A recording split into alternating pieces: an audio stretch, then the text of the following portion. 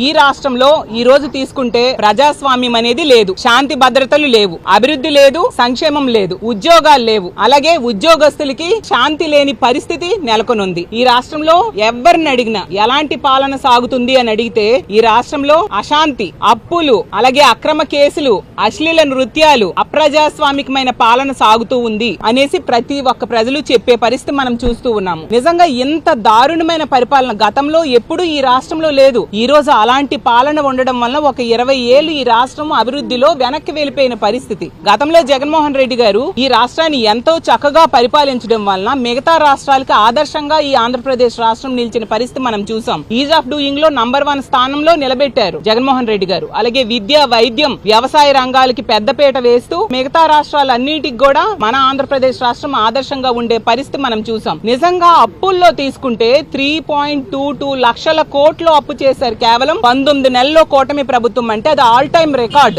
అంత దారుణంగా రాష్ట్రాన్ని అప్పుల్లో ముంచేసిన పరిస్థితి. ఈ రోజు ఉద్యోగాలు లేకపోవడం వల్ల నిరుద్యోగులు ఈ రోజు ఆత్మహత్యలు చేసుకునే పరిస్థితికి దాపురించింది ఆంధ్రప్రదేశ్ రాష్ట్రంలో. 8.2% నిరుద్యోగిత రేట్ లో మనం దేశంలోనే మొదటి స్థానంలో ఉన్నాం. ఇంత దారుణమైన పరిస్థితులు గతంలో ఎప్పుడైనా చూసామా నేను అడుగుతూ ఉన్నాను.